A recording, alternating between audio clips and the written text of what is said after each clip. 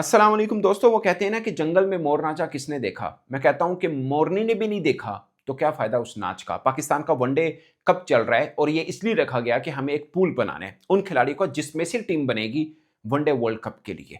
और एक दिन का जो मैच हुआ है मैं उसका खुलासा आपको बताता हूं और फिर दो तीन और खास बातें हैं। खासकर बाबर आजम की टॉप 10 टेस्ट रैंकिंग के अंदर वापसी हुई, फखर जमान का 100 हुआ। पाकिस्तान के खिलाड़ी जो इंग्लैंड के अंदर मौजूद हैं, 5 ऐसे खिलाड़ी हैं, बल्कि सिर्फ 5 ऐसे खिलाड़ी हैं जो पहले इंग्लिश कंडीशन में खेले हुए हैं, अदरवाइज नहीं है। अब जो मैं वनडे कप जो मैं बात करना चाह रहा हूं, पहला दिन का जो खेल खत्म हुआ उसमें से किसी एक फास्ट बॉलर ने, हमने साउथ अफ्रीका में वनडे वर्ल्ड कप खेलना है, किसी एक फास्ट बॉलर ने अपने कोटे के 10 ओवर नहीं किए और मैं हैरान हुआ हूं, अली रजा ने सिर्फ 3 ओवर किए, जबकि साइम अयूब ने only bowler on the very first day जिसने 10 ओवर डाले हैं, वो है साइम अयूब। किसी फास्ट बॉलर ने 10 ओवर नहीं किए और किसी और बॉलर ने भी 10 ओवर नहीं किए, सिर्फ एक साइम अयूब ने किए। मुझे साइम अयूब से कोई शिकायत नहीं है कि उन्होंने क्यों 10 कर दिए। मेरा पॉइंट ये है कि अली रजा, जिसके बारे में हम वेस्ट इंडीज से शुरू हो गए कि यार ये क्यों नहीं खेल रहा, बल्कि उससे पहले बांग्लादेश में भी शुरू हुए। मुझे याद है पाकिस्तान जब हारा था तो रमीज भाई वहीं पे थे, उन्होंने बोला कि अली रजा को क्यों नहीं खिलाया। भाईजान, हम उनको अपने वनडे कप में नहीं खिला रहे। 3 में रन हो गए तो क्या खत्म कहानी, लपेट लें उनको, बस फिनिश। सो ये एक है प्रॉब्लम ना पाकिस्तान में। हम किसी को फिर आगे होने, अगर रन हो गए हैं, मतलब फखर जमान जैसा प्लेयर किसको नहीं धोया, सबको ही धोए हैं भाई साहब। वो जब खड़े होते हैं वो तो इंटरनेशनली बड़े बड़े को धो देते हैं, तो ये तो भी जाहिर है नए हैं, बच्चे हैं। बट क्या है ये, मतलब कोई एक फास्ट बॉलर। आप मुझे ईमानदार से एक बात बता दें, दुनिया की कोई टीम पाकिस्तान में अब खेलने आएगी, हम लोग जब होस्ट करते हैं वनडे में ऐसी पिच बनाते हैं, या हम जहां खेलने जाएंगे ऐसी पिच होगी। दो मतलब दो ही चीज़ें हो सकती हैं, या तो हमारे पास कोई खेलने आएगा या हम किसी के पास खेलने जाएँगे। तीसरी चीज़ तो नहीं होगी। ये पिच कहाँ मिलेगी हमें? खैर कोई बात नहीं, जहाँ पे हम अपने ही फास्ट बॉलर 10 ओवर नहीं कर पा रहे हैं, जहाँ पे हमारे अपने फास्ट बॉलर 10 ओवर नहीं कर पा रहे हैं, आगे आप कहानी देख लीजिएगा कि क्या खेल है। By by the way Fakhar Zaman का 100 आया है। फ़खर ज़मान का ये लास्ट शो आया, अगर मैं गलत नहीं हूँ, तो वर्ल्ड कप 2023 में था। उसके बाद अगरचे वो इन आउट होते रहे हैं, बट मेरा मानना है फ़खर ज़मान के बारे में मैं हमेशा एक बात करता हूँ, इंक्लूडिंग बाबर आज़म, किसी को, बहुत लोगों को एतराज़ होगा। मेरा मानना है कि वाइड बॉल का पाकिस्तान का सबसे बड़ा बल्लेबाज़ फ़खर ज़मान है, इंक्लूडिंग बाबर आज़म। शायद काफ़ी को हो, कंसिस्टेंसी या बाकी चीज़ें शायद बाबर पे आती हों, बट जब फ़खर ज़मान खड़े होते हैं तो फिर मामला डिफरेंट हो जाता है। वो मैच को फिनिश करते हैं, किनारे पे लगा के रखते हैं। अगरचे आखिरी 100 उनका जो है इंटरनेशनली वो न्यूज़ीलैंड के खिलाफ उन्होंने किया था, वो जो 400 रन हावी हो गए थे और पाकिस्तान डकवर्थ लुईस रूल से जीता था। By the way he is the only batter from Pakistan जिनके 150 प्लस रन्स हैं, 3 इनिंग्स हैं 150 प्लस रन्स की वनडे के अंदर। उसमें 180 की भी है, 193 की भी है, डबल 100 की भी है, आपको याद है ज़िम्बाब्वे के खिलाफ उन्होंने की थी। बाय द वे उन्होंने न्यूज़ीलैंड के खिलाफ 3 लगातार 100 भी किए हैं। और ये वनडे वर्ल्ड कप जो 2023 का था ना, उससे पहले की बात है। हमारे जब न्यूज़ीलैंड की टीम पाकिस्तान में थी, गर्चे कोई उनकी बहुत बड़ी टीम नहीं थी, बट फिर भी 300 इंटरनेशनली किए हैं। उसमें से एक में 180 रन्स भी शामिल हैं, जो पिंडी में उन्होंने किए थे। उसके बाद चंद मैचेस हुए, फिर वर्ल्ड कप जो 2023 की मैं बात कर रहा हूँ, सिर्फ 3 मैच खिलाए थे फ़खर को। शुरू के मैच नहीं, मतलब इंडिया वाला मैच नहीं खेले, ऑस्ट्रेलिया वाला नहीं खेले, इंग्लैंड वाला नहीं खेले, साउथ अफ्रीका वाला मैच नहीं खेले थे फ़खर जमान। ये हम हैं पाकिस्तान। अभी भी टी20 वर्ल्ड कप उठा के देख लें, आखिरी मैच में ही हमें थोड़ा-सा, जो श्रीलंका के खिलाफ हमने खेला था, वो थोड़ा बेहतर हुआ, उसमें फ़खर खेले। उधर भी हम लगातार नहीं खिलाए। आई डोंट नो, फ़खर को शायद हम अंडर एस्टिमेट करते हैं। मेरा मेरा ज़ाती ख़्याल है कि हम करते हैं। ऐसा नहीं मैं ये बात कर रहा कि उन्होंने 100 किए, मैंने तो पहले आपको बता दी, ये 100 उनका 2023 के बाद आया है। बट उनकी इंजरी भी रहती है, इसमें भी कोई दो राय नहीं है। बट फिर भी वनडे का मैं इनको बेहतर बल्लेबाज समझता हूँ।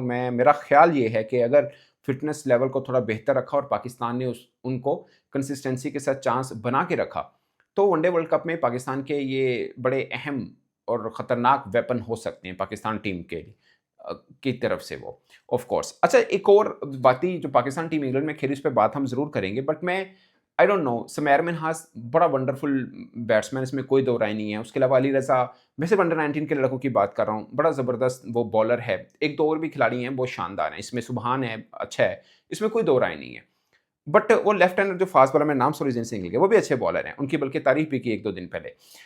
बट पॉइंट मेरा ये है, मैं ये कहता हूँ कि फरहान यूसुफ जो है ना, मेरा ये ख्याल है उनके बारे में कम बात होती है। बट मेरा मानना है कि जो नए लड़के जितने हैं ना, जितने नए लड़के हैं, उन सब में ज़्यादा तप्पड़ अगर किसी में मुझे नज़र आया, मेरा ख्याल है वो फरहान यूसुफ है। हम सुमैर मिन्हास को बहुत अच्छा रेट करते हैं, वो अच्छा प्लेयर भी है, इसमें कोई दो राय नहीं है। बट मैं फरहान यूसुफ को थोड़ा ऊपर रेट करता हूँ। शायद कई कई लोगों को इस बात पे इतराज़ हो। मैं उनको ऊपर रेट करता हूँ। अगरचे अभी 20-22 टी20 मैचेस खेले, 170 का स्ट्राइक रेट है। अभी लाहौर कलंदर्स की तरफ से खेले थे, पर स्कॉचर्स की तरफ उन्होंने 50 भी की, उसके बाद एक 22, एक 28 और शायद एक 7 रन्स की इनिंग भी खेली। ओवरऑल टी20 में 3 उनकी 50s हैं। एक ही मैच खेले हैं लिस्ट ए के अंदर। सो अभी लिस्ट ए में तो कहानी बननी है, अभी फर्स्ट क्लास भी खेलेंगे, सब चीज़ें हैं। मैं सिर्फ अर्ली स्टेजेस की बात कर रहा हूँ। कल कौन मेहनत करके ऊपर आए वो अलग बात है, मगर किसी में अगर तपड़ नज़र आते हैं या किसी में नज़र आता है ना, जिसे कहते हैं ना कि coming events cast their shadow before, तो मुझे फरहान यूसुफ नज़र आता है। एक अलग ही एथलेटिक लड़का है वो, फील्डिंग में भी आपको अलग दिखेगा, बैटिंग में भी अलग दिखेगा, दिल गुर्दा भी उस लड़के में है। मैं उसको बहुत रेट करता हूँ एज़ कम्पेयर टू जो बाकी पाकिस्तान के अंडर 19 के और जो नए प्लेयर हैं, उनके उनके बीच में अगर कंपैरिज़न किया जाए, मैं फरहान को अलग रेट करता हूँ। मेरी ये है, हो सकता है मैं गलत हूँ, बट मैं श्योर हूँ इस बारे में। अच्छा जी, अब 5 उन खिलाड़ियों का ज़िक्र करते हैं, जो पाकिस्तान जो टीम मौजूद है इंग्लैंड में, सिर्फ़ इंग्लैंड की कंडीशन पे वो खेले हैं। उसमें बाबर आज़म ऑफ कोर्स, शान मसूद भी आपके ज़हन में आएगा। शान मसूद, बाबर आज़म और रिज़वान भी खेले हुए हैं बाय द वे। अब्बास तो बहुत ही खेले हुए हैं और 5वें हैं इमामुल हक। उसके अलावा कोई नहीं खेला हुआ। कोई नहीं इंग्लैंड की कंडीशन में खेला हुआ, सो ये हमारे लिए एक हो सकता है कि थोड़ा-सा चैलेंजिंग रहे, खासकर बैट्समैन के लिए, क्योंकि बॉलर्स तो वहाँ पे अच्छी बॉलिंग कर ही लेते हैं। अच्छा, आपने कभी ना ये नोट करिएगा, अभी भी मैं आपको 2 देश की खासकर बात बता रहा हूँ, एक इंडिया, दूसरा ऑस्ट्रेलिया। ये जहाँ पे अपनी मेन टीम भेजते हैं, वहाँ पहले अपनी ए टीम को भेजते हैं। मिसाल के तौर पे अभी कुछ दिन पहले ऑस्ट्रेलिया ने अपनी अंडर 19 टीम अनाउंस की थी इंडिया के लिए। खैर वो ए टीम नहीं है, अंडर 19 है, बट मैं अगली जो बात कर रहा हूँ। अब ऑस्ट्रेलिया का सबसे टफ जो टूर है ना, वो 5 टेस्ट मैच उन्होंने इंडिया खेलने हैं। उससे पहले उन्होंने साउथ अफ्रीका भी टीम भेजनी है। अब साउथ अफ्रीका से जो उन्होंने टीम भेजनी है, उसमें से कुछ खिलाड़ियों को वो नहीं भेजेंगे और अपनी ए टीम में शामिल करेंगे, जिसने इंडिया का टूर करना है।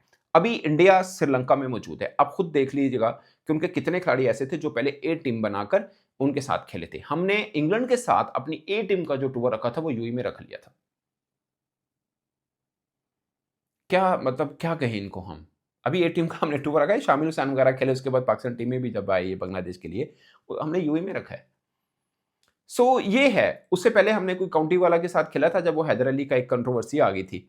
वो हमने खेला था। बट मेरा मेरा कहने का मतलब ये है, आपको अपनी ए टीम, इंग्लैंड की ए टीम के साथ खिलाना है और उस ए टीम में आप अपने 4-5 अच्छे प्लेयर डाल सकते हो, ऐसा मसला नहीं है। अज़ान अवैस अगर पाकिस्तान टीम अब हैं, तो उनकी तरफ से भी पहले भी जाके खेल सकते हैं। अब्दुल्ला फजल अगर इंजर्ड हो गया, वो भी खेल सकते हैं। आमिर जमाल भी आप डाल सकते हैं। अच्छे लड़के शामिल कर सकते हैं, ताकि थोड़ा-सा एक यूज़्ड टू हो जाएँ कंडीशन के साथ और बाकी सब मामला। सो ये है। अब देखिएगा ऑस्ट्रेलिया अपनी ए टीम जो भेजेगा इंडिया में, अब वो खिलाड़ी चेक कर लेगा, कूपर कुनोली वगैरह सब इसके अंदर शामिल होंगे। अब देख लीजिएगा। अब आते हैं बाबर आजम के टॉप 10 में शामिल हुआ है सितंबर 2024 के बाद पहली दफा बाबर आजम।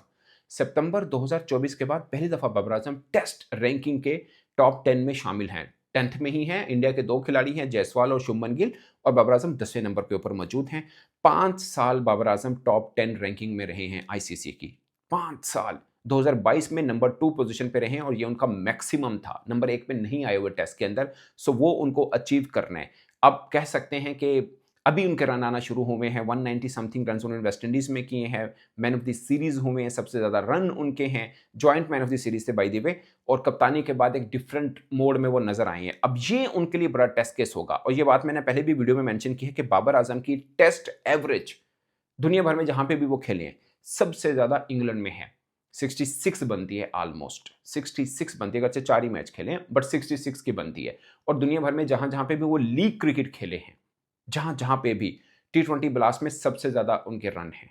सबसे अच्छी कोई लीग क्रिकेट खेले तो वो टी20 ब्लास्ट में खेले हुए हैं। सो बाबर आजम के एतबार से आप कह सकते हैं 2 अच्छी खबरें हैं। एक ये है कि वो टेस्ट के एवरेज उनकी सबसे अच्छी है, टी20 ब्लास्ट में सबसे ज्यादा रन उन्होंने किए हुए हैं। अपनी उनकी इंडिविजुअल कैपेसिटी की मैं बात कर रहा हूं। अब उनकी अच्छी फॉर्म भी दिख रही है, कैप्टन भी हैं। सो एक जिसे बोलते हैं ना, नज़र उनके ऊपर रहेगी बाबर आजम के ऊपर, कि वो उनकी अच्छी फॉर्म से पाकिस्तान को क्या फ़ायदा मिल सकता है, और उनको खुद को, ज़ाहिर है वो कप्तान है पाकिस्तान टीम के, साथ में अब्दुल्ला शफीक भी हैं, शान मसूद भी हैं, अब्बास भी हैं। इन सब के ऊपर नज़र ज़रूर रहेगी। खासकर मेरी आगा और मोहम्मद रिजवान के ऊपर रहेगी, क्योंकि पिछले दोनों मैच में कुछ खास नहीं कर पाए। बल्कि हम उससे पीछे भी चले जाएँ तो बांग्लादेश वालों में भी कुछ बड़ी खास, जिसे कहते हैं ना, अकेले मैच को साइड पे करना या कोई बड़ी इनिंग खेल देना, वो नहीं आई है। सो ड्यू है उनके ऊपर, और इस कंडीशन के ऊपर उनको रन बनाने होंगे। सो ये है दोस्तों ओवरऑल खलासा। आई होप कि ये बाबर आजम के लिए एक बूस्टिंग पॉइंट होगा कि वो टॉप 10 में दोबारा फिर आए। 5 पॉइंट्स ऊपर आए हैं। वो 15 पे थे, तो सीधा वो 10 के ऊपर आए हैं, क्योंकि एक अच्छी सीरीज़ उन्होंने खेल दी। आई होप कि ये सफ़र अब दोबारा से उसी ट्रैक पे आएगा जो हम पहले बाबर आज़म का देखते रहे हैं। 5 साल की टेस्ट क्रिकेट के अंदर टॉप 10 में रहना कुछ आम बात नहीं होती, बड़ी ख़ास बात होती है। ख़ासकर मैं टेस्ट को इसलिए ज़्यादा करता हूँ कि आप होम अवे सीरीज़ खेलते हैं, और अगर आप होम भी खेलते हैं, तो दुनिया भर की टीमें आपके खिलाफ अच्छे खिलाड़ी ही खिलाती हैं, वहाँ पे कोई रश नहीं करता, क्योंकि वर्ल्ड टेस्ट चैंपियनशिप का साइकिल के लिए एक-एक मैच बड़ा इंपॉर्टेंट होता है। इस पर दोस्तों अपनी राय कमेंट की सूरत में ज़रूर बताइएगा। मेरी तरफ से इतना ही। इजाज़त दीजिए। अल्लाह ने के बाद।